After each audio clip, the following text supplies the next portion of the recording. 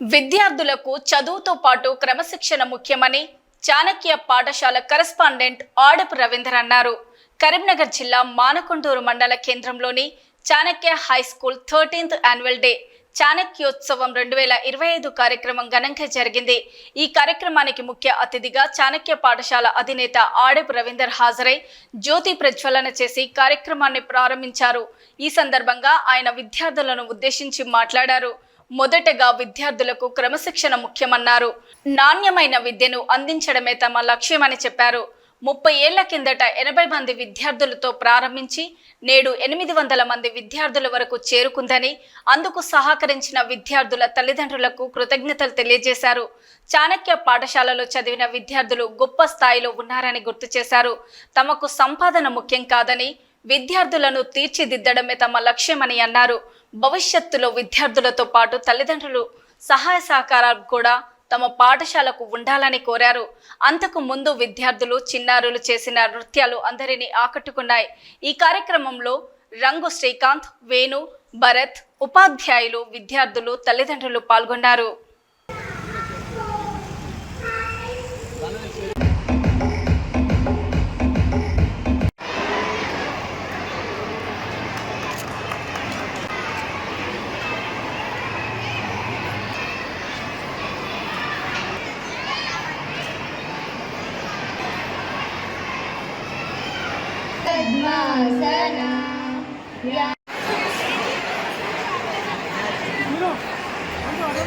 To give our school report, please welcome sir.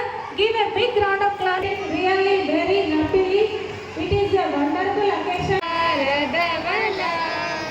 या शुभ्रवस्त्रावती भगवती निःशेषजाड्या మీ అందరికీ మనస్ఫూర్తిగా నా నమస్సుమాంజలు తెలుపుతున్నా. మీ పాఠశాల 35 మన పేరెంట్స్, మన పిల్లలు, అందరు మన గెస్ట్స్ మానకొండూరుకు ఒక మంచి విద్యా సంస్థ.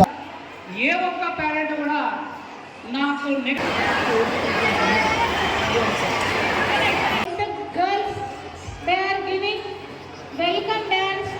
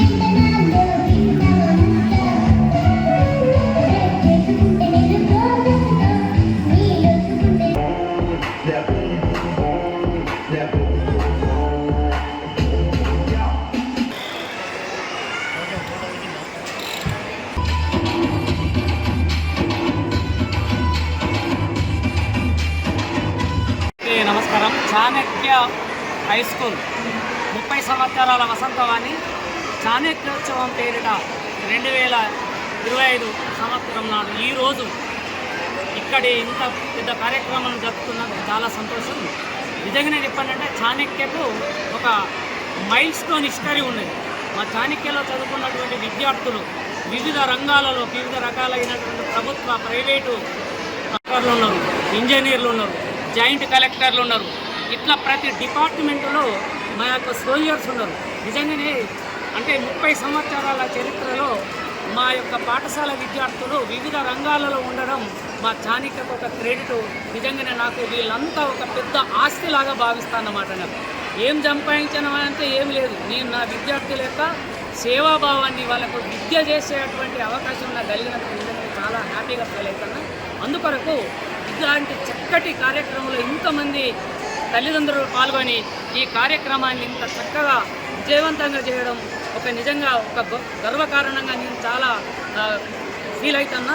అదేవిధంగా మా విద్యార్థులు కూడా, అంటే మా విద్యార్థుల యొక్క తల్లిదండ్రులు కూడా పాఠశాలకు ఎప్పుడు కూడా ఇదే విధంగా సహాయ సహకారాలు అందిస్తూ మీ పిల్లల యొక్క మంచి ఉన్నత విద్య కొరకు నాకు విద్యాసేవ చేసే అవకాశం కలిగిస్తారని భావిస్తూ